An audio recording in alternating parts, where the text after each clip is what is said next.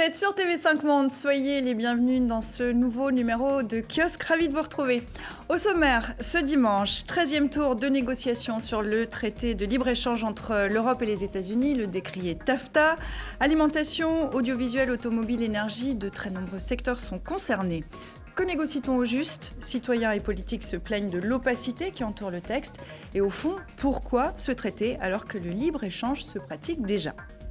Procès LuxLeaks, tout un symbole. Des lanceurs d'alerte risquent gros au Luxembourg. Comment protéger ces vigiles citoyens ? Les dénonciateurs publics sont tiraillés entre l'intérêt général et la loi. Faut-il les rétribuer, les indemniser ? Et que vaut l'éthique face à la loi ? En France, les intermittents du spectacle ont occupé des théâtres pour faire entendre leurs revendications. Qui sont-ils et que veulent-ils ? Sont-ils, comme on le dit parfois, des enfants gâtés ? Sans le système actuel de subvention, la fameuse exception culturelle française pourrait-elle survivre ? Et qu'est-ce qu'une bonne politique culturelle ? Pour en parler, voici tout de suite nos kiosqueurs ce dimanche. Scott Sayer, journaliste indépendant américain basé à Paris, ancien correspondant du New York Times. Vous collaborez avec plusieurs titres aux États-Unis, dont Harper's Magazine ou The Atlantic. Denis Legras, journaliste indépendante brésilienne à Paris depuis 12 ans. Vous avez travaillé pour la chaîne de télévision brésilienne d'information en continu Globo News. Vous êtes notamment passé par les rédactions de Charlie Hebdo, Cosette et François. Ziad Limam, directeur d'Afrique Magazine, mensuel francophone international édité en France et consacré au continent africain dans tous les domaines, société, culture, politique, économie. Et puis Jean Quatremer, correspondant à Bruxelles du quotidien français Libération. On signalera votre blog Coulisses de Bruxelles. Vous êtes spécialisé dans les questions européennes. Vous êtes également l'auteur de plusieurs ouvrages sur la politique de l'Union européenne. Merci à vous quatre d'être ici en plateau en ce dimanche pour décrypter l'actualité de la semaine. Depuis 2013, Européens et États-Uniens négocient le TAFTA. Le but de ce traité est de libéraliser au maximum les échanges commerciaux pour créer un marché commun, le plus grand marché commercial mondial, plus de 800 millions de consommateurs. Pour mieux comprendre, regardez cet extrait de Data Gueule, émission de télé sur France 4 et web-série sur YouTube. Quand les sociétés deviennent des supermarchés, les lois deviennent des étiquettes. Bonjour. 800 millions de consommateurs pour un marché qui représente plus de 25% du produit intérieur brut mondial. Bienvenue dans la plus grande galerie marchande du globe, l'Europe. Mais avec ses normes, ses lois, ses barrières douanières, l'Europe reste un marché plutôt protégé. Et certains aimeraient bien le voir s'ouvrir totalement au monde. Permettre le libre-échange entre les États-Unis et l'Europe, voilà l'objectif du partenariat transatlantique de commerce et d'investissement, aussi appelé TAFTA. 119 milliards d'euros en plus dans l'économie européenne et plus de 100 milliards dans l'économie mondiale. Voilà les promesses affichées par les défenseurs de TAFTA. Les exportations de l'Europe grimperaient de 6% et celles des États-Unis de 8%. Tout bénef! Mais comment un tel miracle est-il possible? Difficile de le savoir. Les négociations étant en cours, les documents relatifs à TAFTA ne sont consultables que dans quelques salles sécurisées où tout emprunt et prise de notes sont formellement interdits. Chut, ils négocient. Chut, on négocie. Donc on verra que le secret qui entoure ce traité fait polémique. Cet extrait qu'on vient de voir de Data Gueule date de 2014. L'accord transatlantique n'est toujours pas signé. 13e tour de négociation cette semaine à New York et des oppositions de plus en plus fortes. Alors première question, pourquoi cet accord alors que le libre-échange existe déjà entre les États-Unis et l'Union européenne ? D'abord, il n'est pas encore signé, mais il n'est pas encore négocié. On est d'accord sur rien pour l'instant. Il y a quelques domaines où on se rapproche, mais il faut arrêter avec l'idée que quelque chose... On nous dit que c'est extrêmement secret. C'est pas vrai, parce que les États sont informés au fur et à mesure du déroulé de la négociation. Donc, qui négocie aujourd'hui? C'est l'Union européenne, donc la Commission européenne, qui a une compétence dans ce domaine-là. Le négociateur européen, il ne négocie pas dans le vide. Il négocie sur la base d'un mandat donné par les États membres, à l'unanimité, 28 États membres, et régulièrement, ils sont informés. Et donc, les États membres informent eux-mêmes leurs propres députés et leur opinion publique. Donc, on sait à peu près ce qui se négocie, ce qui ne se négocie pas, etc.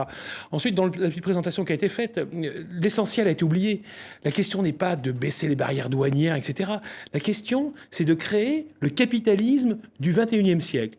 À quelles normes obéira le capitalisme du XXIe siècle? Est-ce que ce sera des normes chinoises, c'est-à-dire des normes environnementales inexistantes, des normes sociales inexistantes, etc., ou des normes euro-américaines, disons, occidentales? Le but, c'est pas de créer un grand supermarché, comme il est dit. Non, c'est qu'on ait les mêmes normes. Par exemple, les voitures américaines, elles n'ont pas exactement les mêmes normes que les voitures européennes. C'est compliqué quand on veut exporter. D'ailleurs, on n'exporte quasiment pas de voitures de part et d'autre de l'Atlantique. Donc, est-ce que les Américains ont une constitution différente de la nôtre? Regardez-le, il ressemble à un Français. Eh ben, figurez-vous que la ceinture de sécurité aux États-Unis, elle doit être un peu plus haute que chez nous. Et ça empêche les voitures de s'exporter. Donc il serait logique qu'on harmonise nos normes. Quand on parle de ceinture de sécurité, je crois que plus ou moins tout le monde arrive à s'entendre. Vous parliez des normes chinoises. En l'occurrence, les normes sont déjà différentes entre les États-Unis et l'Europe quand on parle, par exemple, de normes sanitaires, quand on parle d'OGM, etc. Donc ça pose problème, j'imagine. Bien sûr, mais je pense que le pari des États-Unis... D'ailleurs, première chose d'un point de vue américain, aux États-Unis, on ne parle pas du tout de ce traité. On parle du traité TPP, qui est le traité avec la région Pacifique, qui est justement censé être construite pour contrer la Chine. Je pense que le pari des États-Unis, avec ces deux traités, c'est justement de pouvoir compter dans le monde de demain. C'est-à-dire c'est un investissement. Je reprends un peu la même pensée que Jean. L'idée n'est pas de profiter spécialement du marché européen. Et c'est certainement pas d'imposer sur les Européens les normes américaines. Ça, je pense que c'est pas très intéressant pour les Américains. Enfin, bon, marginalement, mais ce serait pas très important. En revanche, ce qui est important, c'est que ce soit nos normes, c'est-à-dire les normes américo-européennes, contre les normes chinoises, pour que ce soit nous qui choisissons l'avenir de ce capitalisme de l'économie mondiale. Je pense que juste l'épidermie qu'on peut avoir en France par rapport à tout ça, c'est vraiment mécomprendre la situation. Soit on peut faire partie de cette mondialisation et on peut choisir les règles de cette mondialisation, soit on peut les subir. Et donc, ça, c'est l'idée pour l'Europe. Peut-être que ça implique aussi. Ce qui est bien avec le marché commun qu'on essaie de créer, c'est que ça révèle toutes les promesses, toutes les contraintes et toutes les difficultés. Évidemment, entre l'Europe et les États-Unis, il y a un commerce naturel qui existe depuis longtemps, etc. Mais ça n'a rien à voir entre commercer naturellement et s'harmoniser sur les normes. Regardez, par exemple, les Français sont vent debout pour protéger les appellations contrôlées. Moi, je trouve que c'est très intéressant pour un pays de protéger les appellations contrôlées. Ça ne veut pas dire qu'il est réfractaire à la mondialisation. Au contraire, il veut exploiter la mondialisation à partir de marques fortes. Si on décide que tout ça, le vin, c'est le même de la Californie jusqu'au fin fond de l'Italie, quel devient l'avantage compétitif? Donc ça, je pense que c'est un. Deux, il y a quand même des enjeux de business. Il ne faut pas tout ramener à une grande philosophie. Les Américains, par exemple, protègent très bien leur marché public. On en a parlé, vous en avez parlé dans votre journal, tout le monde en parle. Comment faire pour que les Européens puissent accéder plus facilement au marché public américain? Deuxièmement, de dire que l'Europe compte pour du beurre, c'est pas vrai. C'est 500 millions de consommateurs les plus riches du monde. C'est ceux qui claquent le plus d'argent et ils dépensent plus que les Américains. Donc avoir une porte plus facilitée en Europe, c'est important. Et dernier point, c'est effectivement un problème d'Amérique et le reste du monde, mais c'est aussi un problème de libre-échange contre le protectionnisme. On voit très bien que les failles se créent autour de ça. C'est-à-dire, il y a des gens qui disent il faut signer cet accord de part et d'autre de l'Atlantique. Et il y a des gens qui disent on ne veut pas signer cet accord parce que le monde doit revenir à des frontières, à des barrières, à une protection. Il y a une tendance très forte aux États-Unis, il y a une tendance très forte en Europe pour dire tout ça, c'est de la blague. Ça n'a amené que du chômage, que de la stagflation. Il faut revenir avec... Donc c'est une vraie discussion. Moi, je trouve que c'est pas anecdotique. Et le drame, c'est qu'on comprend rien. C'est-à-dire que les journaux sont mal informés, le secret... On comprend rien, du coup ça crée des peurs. Non, mais à part la petite élite qui couvre tout ça... Ça crée des peurs aussi parce qu'on voit qu'il y a une opposition de plus en plus forte au niveau de la population. On l'a vu en Allemagne, Barack Obama était en Allemagne le week-end dernier, il y a des manifestations. Est-ce que cette espèce de secret qui entoure malgré tout, il faut arrêter avec le secret.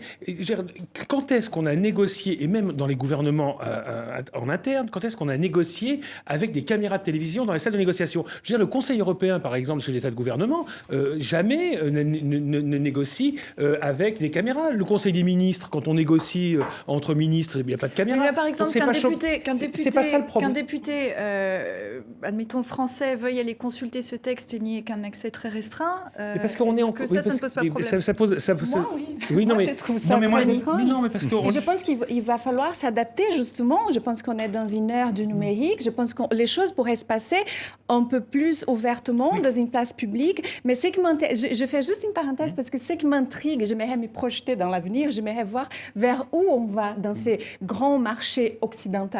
Est-ce qu'on va vers quelque chose d'hybride, c'est-à-dire est-ce qu'on pourrait concilier les philosophies de vie différentes et des marchés, ou est-ce qu'on va dans une forme d'homogénéité? Ça m'intrigue beaucoup. Parce qu'en fait, il n'y a que 9 domaines qui vont être harmonisés. C'est très limité en réalité. C'est-à-dire, tout le monde parle, par exemple, du poulet au chlore, du bœuf aux hormones, etc. américain qu'on va tous manger. Voilà, et on va manger du camembert californien. Non, c'est pas le cas. C'est-à-dire qu'en l'occurrence, alors il y a 9 domaines, notamment celui des médicaments, celui des marchés publics, et qui posent des problèmes énormes. Pourquoi est-ce qu'on n'a pas accès aux marchés publics américains? Parce que les États-Unis, c'est un État fédéral. Et le Washington peut s'engager pour l'État fédéral, mais pas s'engager pour les 50 États fédérés. Il y a des lois en plus, il y a des lois fédérales qui incitent à acheter américain. Voilà, Buy American Act, par exemple, où on ne peut pas avoir accès à leur marché. Donc on a des intérêts. Mais le problème fondamental, je crois qu'aujourd'hui, quand même, un certain nombre de questions ont été... la Commission, notamment, a essayé d'expliquer ce qu'elle faisait, la Commission Juncker. Mais l'affaire a été tellement mal emmanchée par la commission précédente, en 2013, de Jean-Emmanuel Barroso, qui effectivement n'a pas expliqué de quoi il s'agissait. Il n'était pas très habile. Qui était vraiment le type le plus nuisible qu'on ait eu dans l'Union européenne depuis très longtemps. Et il a lancé cette négociation, mais vraiment sans expliquer aux opinions publiques. Le résultat, c'est que toutes les peurs, ça a réveillé toutes les peurs. Les fantasmes, etc. Et donc il faut aujourd'hui, je pense que la seule chose qu'on devrait faire, il faut arrêter avec ce traité. Moi, je suis pour qu'on marque une pause et qu'on arrête de le négocier, qu'on explique lentement. Voilà. Les gens ont besoin de respirer. Il y a un calendrier électoral qui concerne notamment les États-Unis. Barack Obama veut signer avant la fin de son mandat, qui est à la fin de l'année, puisqu'il passe le flambeau en janvier. Ça ne sera pas possible. Paraît-il, oui. Après, moi, je suis plus marqué par cette notion de secret que peut-être que d'autres. Même si je reviens à la même conclusion, la communication autour de tout ça a été catastrophique. Voilà. Aux États-Unis aussi, d'ailleurs, où on retrouve les mêmes peurs. Qui sont plus liées, comment dirais-je. Je pense qu'aux États-Unis, on peut avoir peur, en gros, de l'Europe de l'Est. On a peur que le travail américain soit exporté vers l'Europe. Mais justement, sur ce plan-là, il n'y a pas eu d'explication de la part de nos dirigeants. Je pense qu'il y a ce qu'on voit aux États-Unis au niveau électoral aujourd'hui est un peu, à peu près pareil à ce qu'on peut voir avec les populismes européens, c'est-à-dire un rejet de l'ordre établi, de l'establishment. Là, aux États-Unis, on a eu un establishment qui a voulu imposer ça. Peut-être pour de bonnes raisons, mais qui n'a pas daigné, malheureusement, d'expliquer ces raisons à la population. Ni Donald Trump, ni Hillary Clinton. Voilà, c'est tellement plus facile de dire aux gens barricadez-vous, et les gens écoutent ça, ça marche. C'est-à-dire le discours de la barricade, c'est très bien, ça rassure tout le monde. La réalité, c'est que la croissance et la prospérité du monde est corollaire à une ouverture relativement contrôlée des marchés. Moi, la deuxième chose qui m'intéresse, c'est que de nouveau les Américains parlent d'Europe. Et ça, c'est extrêmement intéressant parce que pendant 6-7 ans, il y a eu une dérive. Scott vous dit, on ne parle pas des maintenant non plus. Si vous me laissez finir une seconde, il y a eu une dérive Bush, post-Bush, début Barack Obama. C'est-à-dire, il y en a un qui était obsédé par la reconstruction du Moyen-Orient, on a vu ce que ça nous a fait. Et l'autre qui a une pensée tout à fait stratégique sur l'Asie et qui est tout à fait défendable. Mais depuis quelques mois, il y a un retour de l'Amérique vers l'Europe, d'abord parce qu'il y a des menaces très précises contre l'Europe. Moscou, l'Ukraine, déstabilisation. Il y a un problème de financement de la défense européenne qui se pose de plus en plus et qui se pose aux partenaires d'une alliance qui est l'OTAN, dans laquelle il y a quand même l'Europe et les États-Unis. Il y a le discours de Hanovre qui est quand même stupéfiant, qu'il ait fallu qu'un président américain vienne expliquer aux Européens que ce qu'ils ont fait depuis 50 ans, c'était quelque chose d'absolument remarquable à défendre et à protéger. Ça veut dire que les Américains ont peur que l'Europe se casse la figure. Et il y a le Brexit. Tout ça, c'est des affaires américaines. Pour qu'un président américain aille en Angleterre et dire aux Anglais, vous savez que si vous faites le Brexit, vous serez en queue de peloton pour signer le fameux TAFTA ou je sais pas quoi. Tout ça, ça prouve qu'il y a quand même une espèce de recentrage des intérêts globaux sur l'Atlantique. À chaque fois que l'Europe a plongé, les Américains étaient là pour nous dire... à chaque fois, ils ont dû venir faire le ménage. Je veux dire qu'ils en ont... Ça te fait rappeler Obama. C'était un discours d'une force extrême. Moi, j'étais ému par ce discours. Bien sûr. Parce que nous dire, écoutez, à 2 reprises, vous avez ruiné le monde, vous les Européens, et vous êtes en train de recommencer. Crise des réfugiés, crise de l'euro, crise économique, crise financière, crise ukrainienne, etc. Et vous n'arriverez pas à gérer vos affaires. Donc nous revenons. La partie intéressante, c'est ce que vous avez créé. Toi, tu vois toujours le côté négatif des choses, mais là, il faut quand même, il y a des phrases, il y a des très belles phrases sur vous ne vous rendez pas compte de ce que vous avez fait en 50 ans, et il faut le défendre. J'aimerais juste revenir au fait qu'on parlait de l'angoisse, des fantasmes, etc. Pourquoi les angoisses? Moi, je pense que l'opinion publique veut comprendre, mais encore faut-il comprendre de quoi on parle, parce que ce sont des choses hyper techniques. Si on se penche, on a très peu d'informations. Donc, pour élever l'angoisse, il faut d'abord que ça soit un peu moins obscur. Alors, puisque vous nous dites, Jean, qu'on sait ce qu'il y a dans ce traité, on sait à peu près ce qu'il en est. On en est où avec ce traité? Là, donc, ce sont des rounds de négociations. Comment vous avez dit? 13e. Tour de négociation. Sur la chaîne de la francophonie, c'est voilà, bon. Moi, j'admire, parce qu'il faut vraiment que ça soit une Suisse qui vienne nous rappeler à un Français comment on parle bien français. Donc, effectivement, 13e tour de négociation, ça dure 1 semaine, et puis il y a des rencontres techniques. Donc, ce qu'on sait pour l'instant, c'est qu'il y a les domaines, on a identifié les domaines sur lesquels on était prêt à faire des efforts, par exemple le domaine automobile, où là, on est prêt à travailler ensemble, parce que c'est pas normal que nos normes soient différentes et empêchent qu'on puisse échanger les produits. Ziad parlait très justement de l'agriculture, qui est un domaine essentiel. De ce coup, les Français se sont rappelés qu'ils avaient une agriculture puissante. Parce qu'effectivement, là, il y a un désaccord de fond qui est les appellations d'origine contrôlée, géographique contrôlée. Et où les Américains nous disent, mais non, nous on fait du très bon camembert en Californie, on fait du très bon Bordeaux et du château Cheval Blanc au Texas, etc. Et c'est quoi cette histoire? Et là, il y a des accords, par exemple, ça c'est clair et net, sur l'organe de règlement des différends. Vous savez, quand une entreprise poursuit un État parce que la question des tribunaux arbitraux, voilà, le TAFTA devrait imposer. Ça aussi, ça fait partie des fantasmes qui font peur. De quoi s'agit-il? Pourquoi ça fait peur? Parce qu'aux États-Unis, contrairement aux Européens, aux États-Unis, on ne reconnaît pas la supériorité de la loi internationale sur la loi nationale. La loi nationale, et notamment la loi locale, sera toujours supérieure à un traité. Donc si demain l'Alabama décide que pour je sais pas, les bus scolaires, il n'y aura que des entreprises de l'Alabama qui pourront concourir, eh bien le juge appliquera la loi de l'Alabama. Donc il faut donner à l'entreprise européenne qui sera discriminée, Renault par exemple, le pouvoir, la possibilité d'aller devant un juge transnationale pour attaquer la loi de l'Alabama. C'est ça le problème fondamental. Donc on a vraiment besoin d'une cour internationale. Alors on l'a proposé aux Américains, écoutez, on ne va pas faire des juges privés, on va faire une cour à 2 degrés de juridiction et ça sera payé par le budget européen et le budget américain. Ils n'ont pas répondu, parce que les Américains, ils n'aiment pas ça, leurs entreprises aiment bien les juges privés. Donc il y a des désaccords, on sait vers quoi on va. C'est mental. Mais ça, c'est un point central en plus. C'est 2 perceptions du monde. C'est 2 perceptions du monde. Et donc, aujourd'hui, de toute façon, mais quel que soit l'accord, ce sera des dizaines de milliers de pages, il faut se rendre compte de la chose, qui sortira de ces négociations. Je pense que quoi qu'il en soit, il y aura des dizaines de milliers de raisons pour lesquelles les opinions publiques s'y opposeront.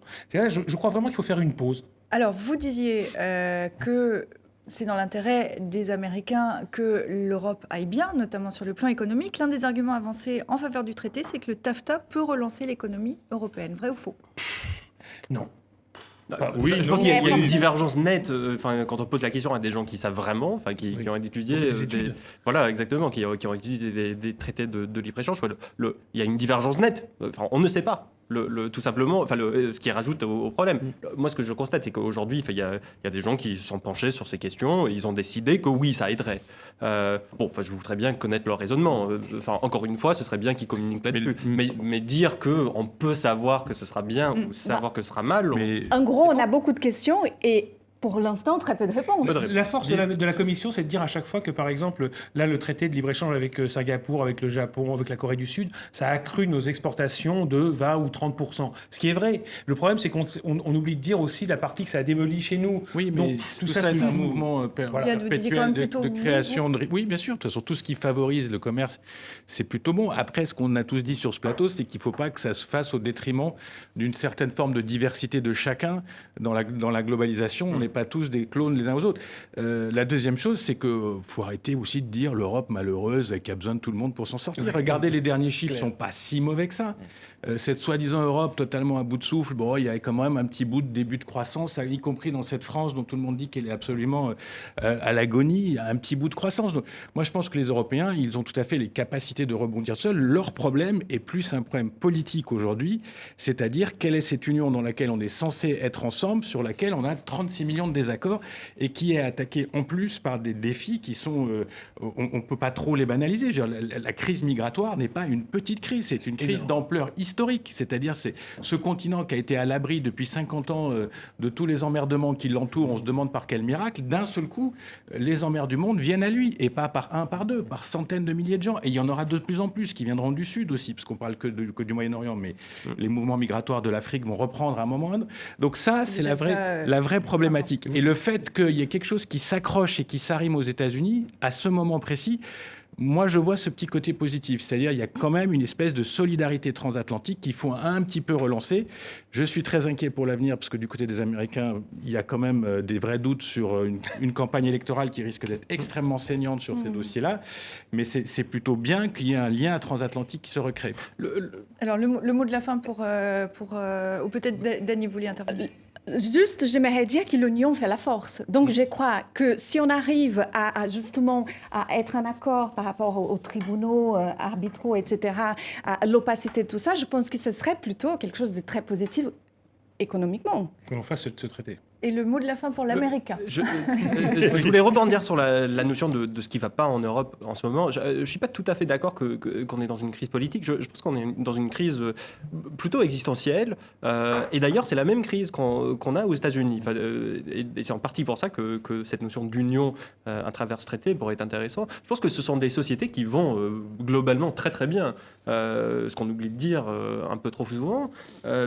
Mais on se demande à quoi va ressembler le monde de demain. On sait que ça ne va pas ressembler au monde d'aujourd'hui. Et justement, avec ce traité, ce genre de traité, on essaie d'influer sur le monde de demain, pour créer le monde de demain. Je pense que, je ne sais pas si ce sera bien ou mauvais sur le plan économique, ou social, ou sur tous les autres plans, mais au moins, on est en train de réfléchir à la création de quelque chose. Je trouve ça plutôt positif. À quoi va ressembler le monde de demain? On va continuer à essayer d'imaginer ça. Je vous rassure. On va continuer à manger du poulet. Seront à la taille de tout le monde. ça promet. On a hâte d'être à demain. Mais on reste à aujourd'hui, puisqu'on va continuer à discuter avec notre prochain thème. Ils se nomment, vous les connaissez, Edward Snowden, Stéphanie Gibault, Julian Assange, Chelsea Manning et aussi Antoine Deltour qui a révélé l'affaire LuxLeaks. Son procès vient de s'ouvrir au Luxembourg. Il relance le débat sur le statut des lanceurs d'alerte. Faut-il pour eux un statut spécifique? Avant d'en débattre, on les écoute. Je ne peux plus rentrer chez moi. L'exil est une circonstance ancienne et en quelque sorte déshonorante. Et qui ne se produit plus très souvent maintenant. Je ne peux pas voir ma famille aussi souvent que je l'aimerais. Je ne peux pas voir mes amis, mes collègues, mes camarades. Je ne peux plus faire le travail que j'aimais. J'ai essayé de changer les choses. D'une façon limitée, je pense que je l'ai fait. C'est très difficile pour moi, mais ça l'est encore davantage pour mes enfants et les membres de ma famille.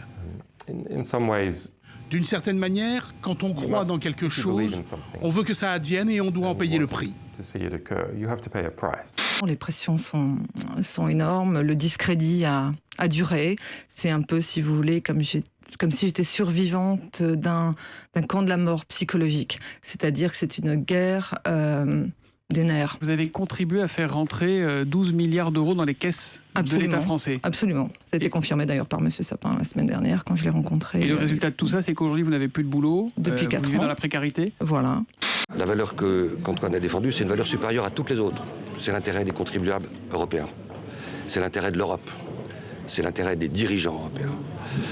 Et il est impensable d'imaginer plus de consensus et d'unanimité, d'autant de responsabilités, à un si haut niveau que celles qui se sont exprimées pour démontrer l'incroyable bienfait d'Antoine Deltour, pas simplement à l'humanité, mais là, très directement aux contribuables européens.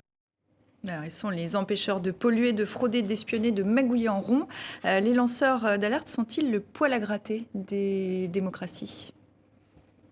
Dany ? Moi, je trouve, personnellement, je trouve que ce sont globalement des gens très courageux qui ne se rendent peut-être au départ même pas compte de tout ce qu'il y aura derrière une première action d'intérêt général. Moi, je suis sidérée par les courages d'un Edward Snowden, par exemple, d'un Delcourt, par exemple. Et je pense qu'il faut vraiment réfléchir à un vrai statut. Je pense que ce n'est pas si compliqué de ça, de séparer un vrai lanceur d'alerte d'un imposteur. Je pense que c'est quelque chose de relativement simple à faire. Je pense qu'il faut simplement cadrer tout ça, régler tout ça. En fait, il faut distinguer entre ces différentes affaires, parce qu'on mélange un peu tout quand on parle des lanceurs d'alerte. Edward Snowden, pour l'ensemble des États du monde, je dirais, c'est un traître.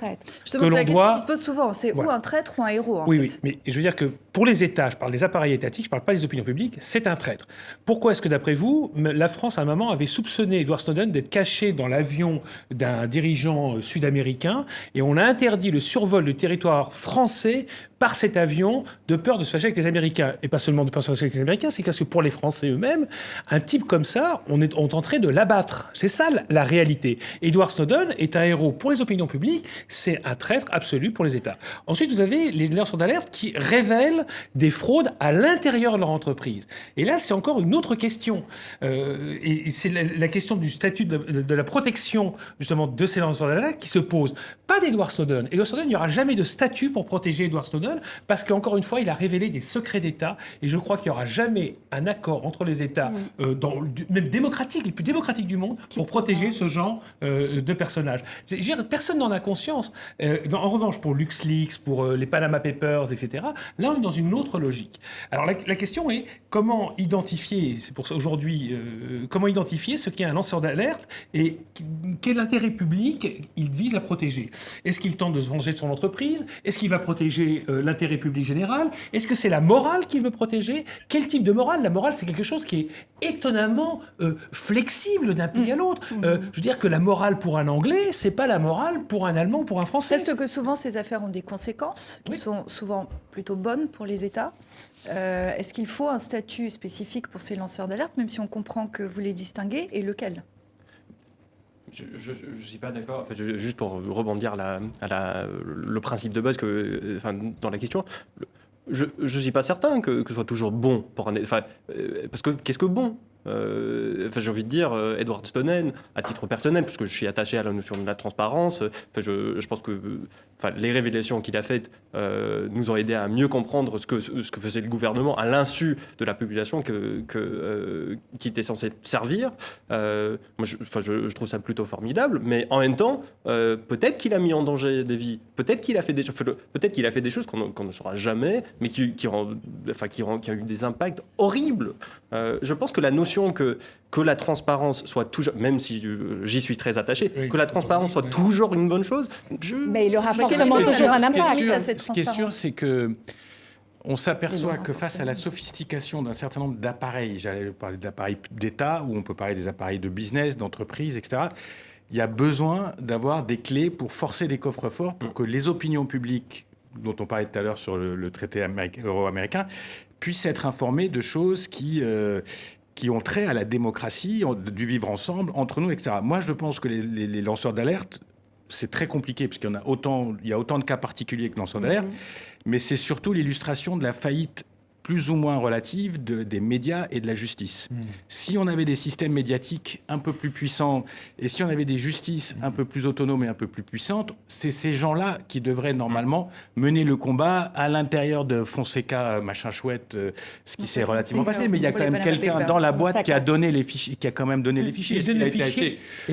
Ils ont donné les fichiers à la presse, pas aux États, tellement ils ont confiance. Et je veux dire, bon, si on reprend aussi historiquement des grandes affaires affaires comme Watergate, etc., je ne veux pas faire le journaliste à la papa, mais il y avait quand même une certaine force des médias à une époque qui permettait de faire sauter des bouchons.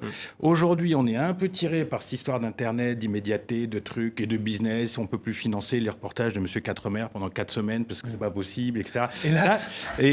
Hélas. Et donc, je trouve que... et puis, ce que disais, j'ai vu M. Ruffin, je crois, l'autre jour sur une chaîne amie et cousine, qui disait aussi, il faut faire attention au phénomène de délation, parce qu'une fois qu'on ouvre des portes comme ça, des statuts qui se mettraient à protéger des gens qui balanceraient des choses... tout ça est extrêmement compliqué. Donc, essayons de renforcer ce qui existe dans nos démocraties pour faire face à l'opacité. Mais en attendant, vous nous dites, si je comprends bien, la justice n'est plus capable de faire son travail comme elle le faisait. Elle fait ce qu'elle peut avec des moyens qui diminuent. Les médias font ce qu'ils peuvent. Les grosses affaires de ces dernières années viennent de lanceurs d'alerte. Donc, qu'est-ce qu'on fait avec ces lanceurs d'alerte ? On les protège, on fait la différence, justement. On ne les rémunère pas, justement, comme on le fait aux États-Unis, pour justement ne pas créer une société de délation. Mais évidemment, il faut analyser cas par cas, bien évidemment. Les conséquences, je suis tout à fait d'accord avec vous, mais c'est malheureux, mais il y aura toujours des conséquences forcément, mais on les protège, bien entendu. Est-ce que vous savez que, par exemple, au Luxembourg, il y a une loi qui protège les lanceurs d'alerte.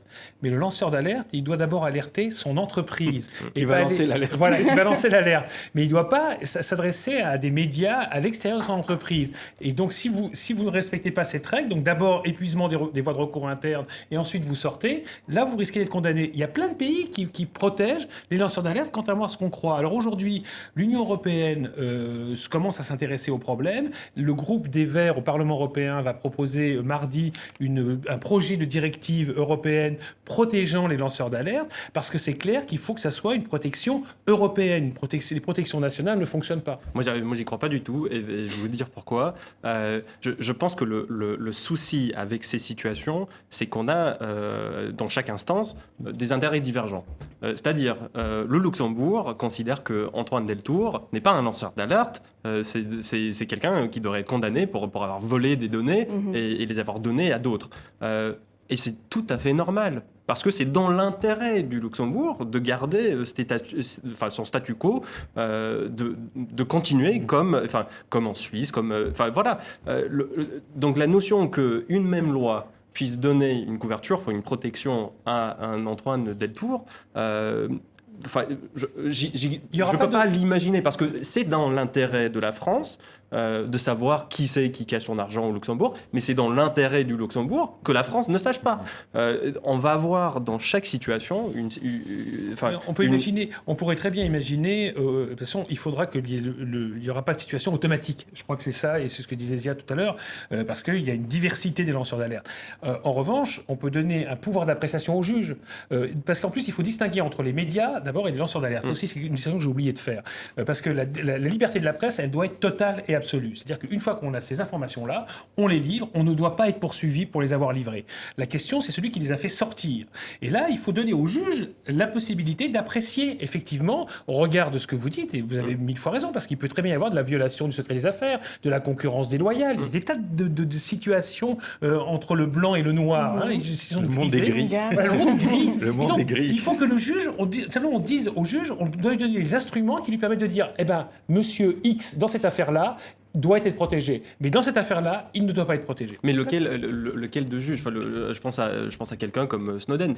C'est pas un juge russe qui va le juger. C'est un juge russe qui va le protéger. Par contre, s'il va aux États-Unis, là, il n'est pas européen. Oui, voilà. Mais par exemple, faudrait-il créer une instance judiciaire européenne comme la Cour européenne des droits de l'homme pour juger ce genre d'affaires, mais qui aurait la possibilité d'imposer son jugement sur un pays membre qui n'était pas d'accord. Mais ça, en l'occurrence, c'est ce qui existe déjà avec la Cour de justice de l'Union européenne, qui peut harmoniser les jurisprudences. Ça, c'est pas très compliqué. Non, la difficulté, c'est le jugement. Et c'est ça, et j'ai remarqué, lorsqu'on parle avec des journalistes d'investigation, de la diversité, justement, des situations des lanceurs d'alerte, ils ont du mal à comprendre cette diversité. C'est-à-dire que pour eux, il faudrait protéger immédiatement tous ceux qui révèle quelque chose de secret. Or, non, c'est pas possible. On vit pas dans un monde, effectivement, de transparence absolue. Et la transparence n'est pas une vertu en soi. Il y a des choses qui doivent demeurer secrètes. Par exemple, ma vie privée ne regarde strictement personne. Voilà, par exemple. Donc, au nom de quoi quelqu'un qui violerait ma vie privée en allant le donner à un journal concurrent, etc., rendrait service à la société. Voilà, c'est le genre d'exemple même qui montre que la transparence a des limites. Et c'est pour ça que le juge, on doit nécessairement donner les moyens au juge de juger. Voilà, alors en France, il y a ce projet de loi, Sapin, pour la transparence et la lutte contre la corruption. Il mentionne les lanceurs d'alerte. Il sera discuté le 7 juin à l'Assemblée nationale. Le 4 avril dernier, François Hollande, celui-là même qui n'avait pas laissé passer Snowden au-dessus de la France, c'était son prédécesseur, c'était lui, avait déclaré « Les lanceurs d'alerte doivent être protégés ». Est-ce que, malgré tout, au niveau politique, il est de bon ton de dire que oui, il faut les protéger, et est-ce qu'on verra ça être le cas? Bon, les politiques, ils prennent le vent. Hein. Le vent est pour les lanceurs d'alerte, pour les protéger, chevalier blanc, tatati tatata. Après, il ne se passe pas grand-chose dans la réalité parce qu'on se heurte à tous les problèmes technico-juridiques qui font que c'est pratiquement impossible d'avoir un statut unique. Donc je pense qu'on revient au début de la conversation. Mais si on prend un cas particulier, celui de Stéphanie, puisque voilà, on voit que tous les cas sont différents. Prenons le cas de Stéphanie Gibault, ex-UBS, qui fait rentrer dans les caisses de l'État 12 milliards d'euros, qui elle aujourd'hui ne sait plus trop bien de quoi vivre, d'après ce qu'elle nous explique. Là, il y a quand même effectivement, on se dit, l'éthique d'un côté, la loi de l'autre, mais au final, elle est vraiment perdante. On ne peut pas dire qu'elle a fait ça pour elle-même. Quelle solution pour elle ? Aucune réparation. Voilà. Oui, mais là, en l'occurrence, si un juge se prononce sur l'affaire UBS, en expliquant que là, effectivement, il y a eu fraude, dissimulation fiscale, donc on a violé la loi française. Dans ce cas-là, la personne en question doit être protégée, soit réintégrée dans son entreprise, soit le juge doit pouvoir ordonner la réparation. UBS, ça va pas être facile. Réintégrée. Oui. Ça me paraît. Oui, bien sûr, mais donc, et ordonner des réparations. Oui. Et UBS, le juge français a les moyens de contraindre UBS, comme l'État américain a les moyens de contraindre UBS. Mais c'est là où une partie du système américain peut être intéressant, c'est qu'il y a une incitation financière à la dénonciation de ce genre de pratiques. Et je ne vois pas... Il n'y a pas de dérives bien sûr, mais je ne vois pas d'autres solutions potentielles pour inciter des gens qui vont se mettre en danger. Il y a aussi aux États-Unis maintenant l'obligation, si vous êtes à la bourse de New York, d'avoir justement un service dédié, pour dire ça comme ça. Et vous serez... Est-ce que ça fonctionne et est-ce que les entreprises voient que c'est plutôt dans leur intérêt? Oui, ça marche. Enfin, je dirais que, évidemment qu'il y a beaucoup de fraude. Enfin, beaucoup de fraude. Il y a de la fraude et c'est un problème. Mais ça marche globalement bien. Je peux vous dire que aux États-Unis, on prend très au sérieux la notion de devoir passer devant un tribunal, notamment parce que si on se fait condamner, ça coûte très cher. Si on se fait condamner, on va vraiment en tôle. C'est pas juste un ça peut briser. Je pense qu'il y a une schizophrénie en fait au fond de cette question, c'est que les gens qui disent qu'il faut des statuts sont aussi des gens qui n'ont pas du tout envie qu'on vienne fouiller dans leurs affaires. C'est-à-dire la plupart des États et la plupart des trucs... Moi, non, je peux regarder loin là-bas. Ah bon, d'accord. Non, mais je veux dire, la plupart de ces États...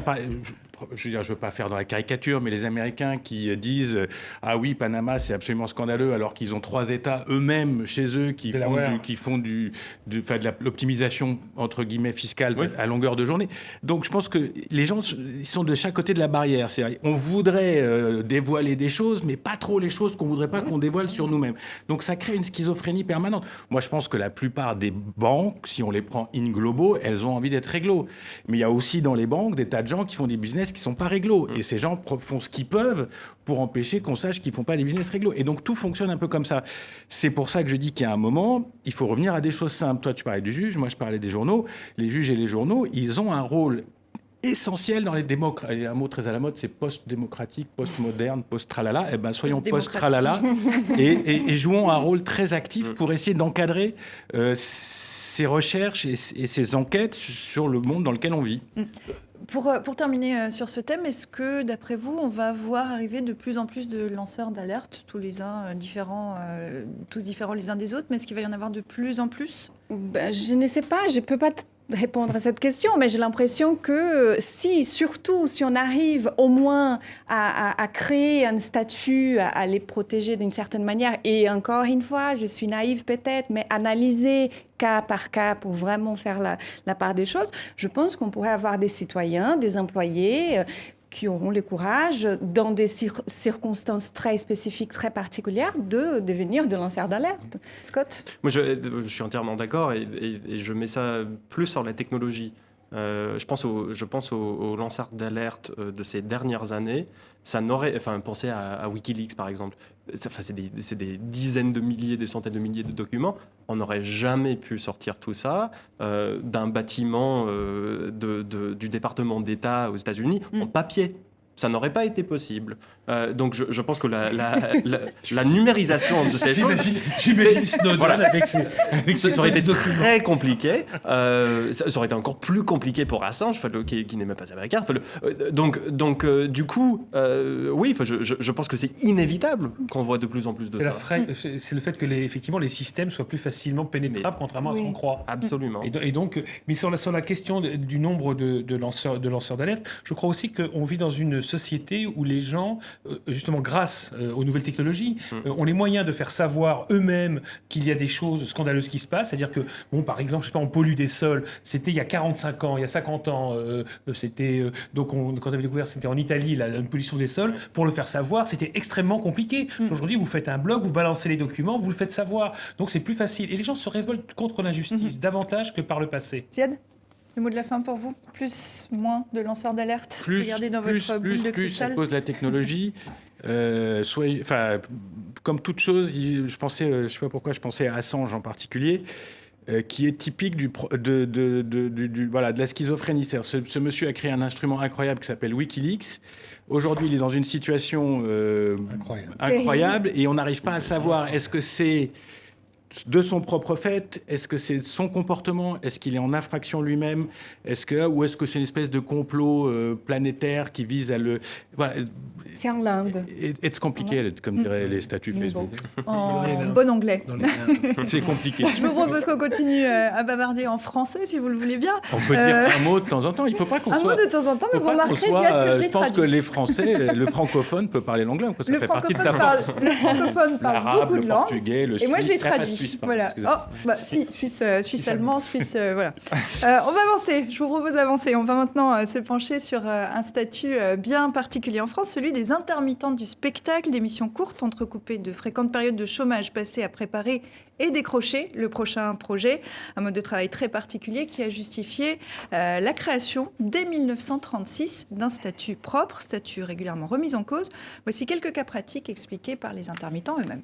Il faut quand même savoir que les 3/4 des artistes, par exemple, sont à moins de 10 000 euros de revenus salariaux par an. Avec la masse de travail qu'on abat dans les recherches, comme ça, des montages de projets et tout, on ne gagne pas du tout le temps réel de travail qu'on fait. Dans la vie de tous les jours, d'être intermittent ou intérimaire ou sur des contrats courts ou à temps partiel ou n'importe quoi, complique tout dans la vie. Pour chercher un appartement, pour avoir un prêt à la banque parfois.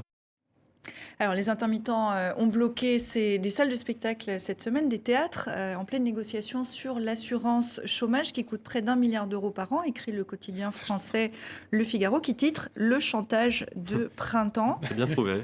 Voilà. Sous-entendu, le chantage avant les festivals de l'été, parce qu'on voit régulièrement quand même que des festivals sont bloqués.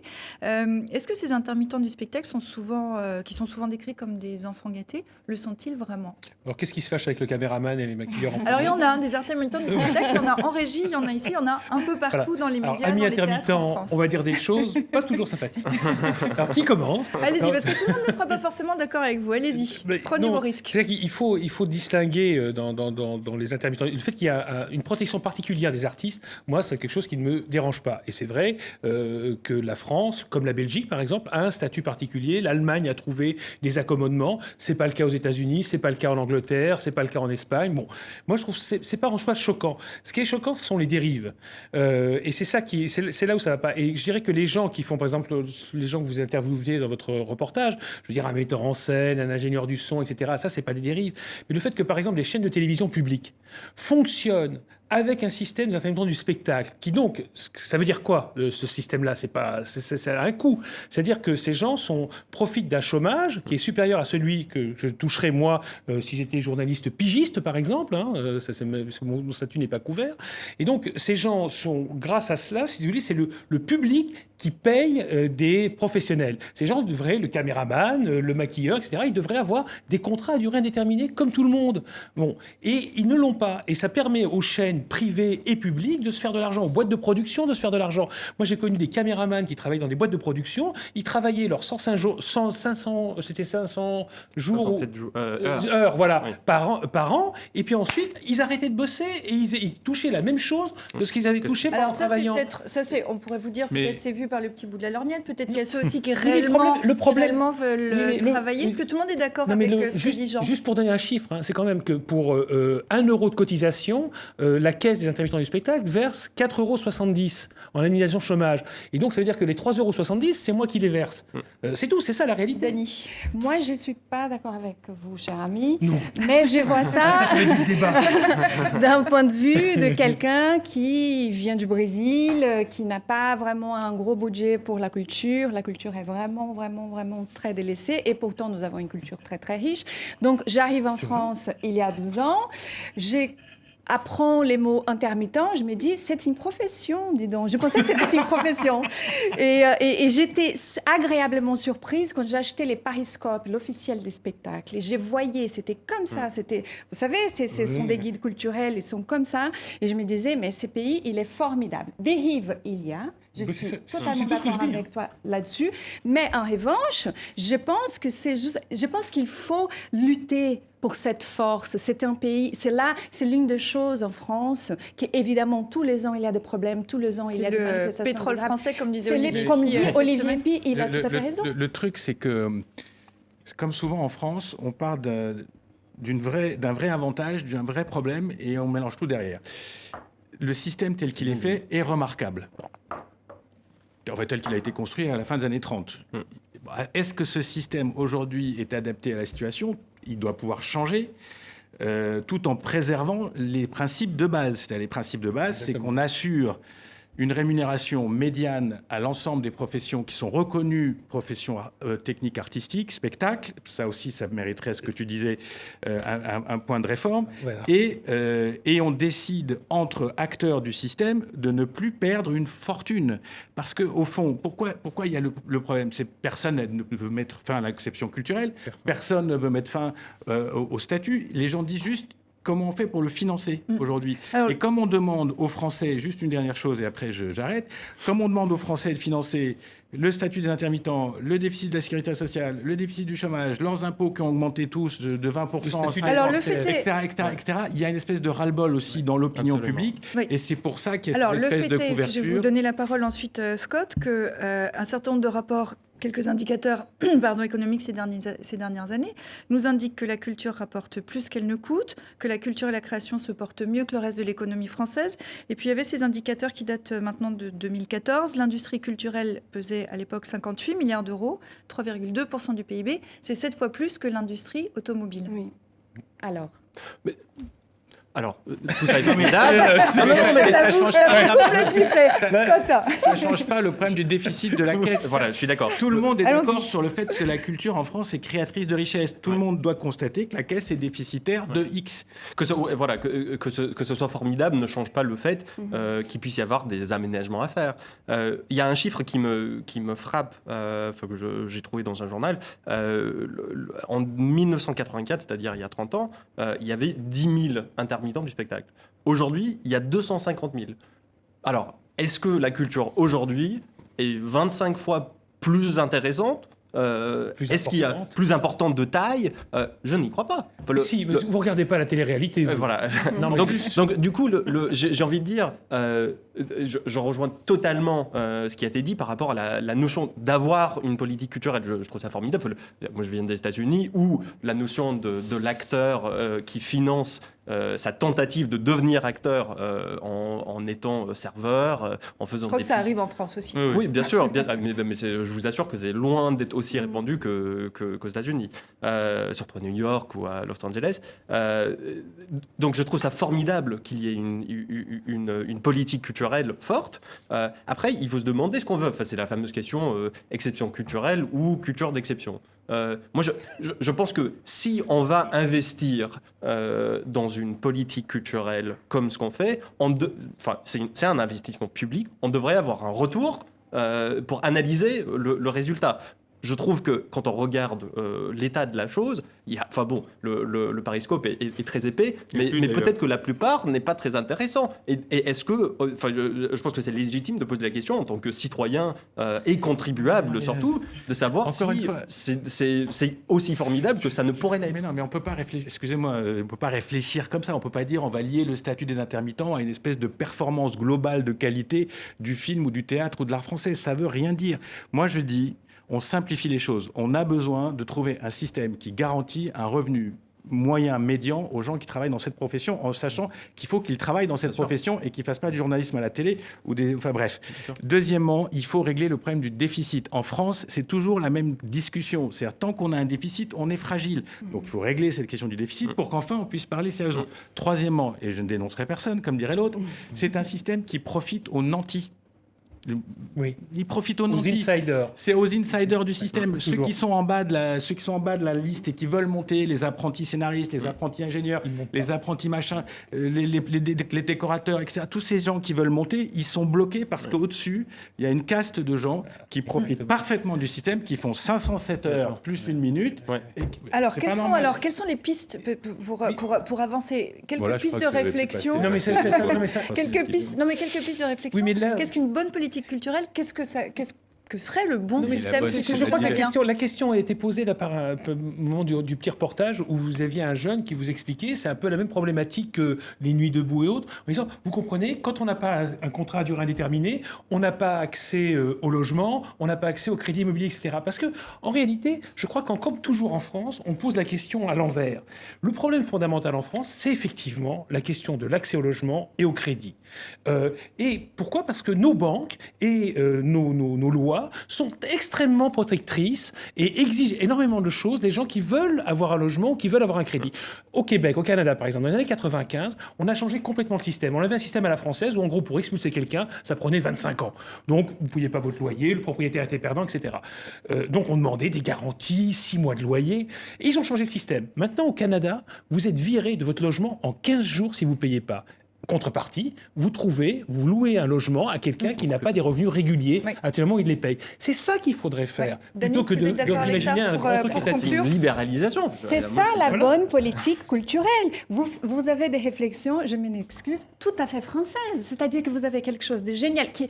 Évidemment, il y a des déficits. J'ai envie de dire, il y en a des déficits partout. Donc, profitons de cette politique culturelle qui est là depuis 38, c'est ça ? 36, qui marche plutôt bien. On peut la moderniser toujours, mais on ne va pas la casser. Mais c'est ce que dit Ziad. Voilà, non, mais moi je dis la même chose. D'ailleurs, il faut l'analyser et savoir si on a un retour sur l'investissement qui est convenable. Ah, ça c'est américain, ça. Oui, non, mais, d'accord. Et c'est très économique. Nous, en France, on s'en fiche, du retour sur investissement. Mais attendez, le seul retour sur investissement, c'est est-ce que l'État français, qui se targue d'avoir une grande politique culturelle, est capable d'offrir des places d'opéra qui ne coûtent pas 400 € à l'opéra, qui ne coûtent pas 400 € à Bastille. Mais ça, c'est un retour d'investissement. Je pense que c'est intéressant comme question à poser. Voilà, après, les gens décideront eux-mêmes de leur choix culturel. On ne peut pas imposer à une société d'aller voir tel ou tel. Est-ce que TV5 va embaucher tous les caméramans ? 200 €. Alors, posez la question et on verra si la réponse, je vous propose de la poser. TV5, je vous pose la question, est-ce que vous allez embaucher vos caméramans et les payer décemment ? 200 € la place d'opéra, me disait-on. Dans l'oreillette, mais vous avez la chance d'avoir une oreillette et nous, on en a. C'est scandaleux, nous, on n'a personne pour nous aider. On n'est pas aidés, là. Et remercions les intermittents du spectacle qui sont en régie et qui nous aident. Je vous propose de conclure cette émission comme chaque semaine avec la semaine de Dilemme, l'actualité d'un coup de crayon. Et il commence avec, moins drôle, le massacre de civils qui continue en Syrie. Chut, je n'arrive pas à entendre les appels à la trêve, nous dit un Bachar al-Assad goguenard. Entretien diplomatique d'urgence à Genève ce dimanche pour tenter de mettre fin au bombardement sur Alep et pour le rétablissement du cessez-le-feu dans toute la Syrie. Youpi, s'écrie le président iranien Hassan Rouhani. Son camp l'emporte, victoire des modérés à l'issue du second tour des législatives, moins de religieux et plus de femmes au Parlement. L'Autriche durcit sévèrement sa politique migratoire. Le gouvernement a fait voter une loi qui restreint le droit d'asile et le regroupement familial. Elle donne la possibilité d'instaurer un état d'urgence qui permettrait de refouler les migrants. Transfèrement de la Belgique vers la France de Salah Abdeslam, le suspect clé des attentats de Paris. Il est détenu avec des conditions maximales de sécurité en quartier d'isolement et sous vidéosurveillance. Et enfin, l'image de l'islam s'est passablement dégradée en France et en Allemagne, selon les résultats d'un sondage IFOP pour le Figaro. Plus de 2/3 des Français et des Allemands penseraient que les musulmans sont mal intégrés. On aurait pu en faire un débat aussi, une prochaine fois. Je vous remercie infiniment d'être venu ce dimanche pour discuter de cette actualité. À très bientôt, bon dimanche à vous. Et merci à vous qui nous regardez fidèlement depuis les 4 coins de la planète, comme chaque dimanche. Vous pouvez nous retrouver d'ici à dimanche prochain sur Facebook, sur Twitter, sur les réseaux sociaux. Faites-nous part de vos avis, de vos commentaires. N'hésitez pas à poursuivre la réflexion qu'on a entamée ici en plateau. Et puis je vous dis évidemment à dimanche prochain. Excellente suite de programme sur TV5 Monde.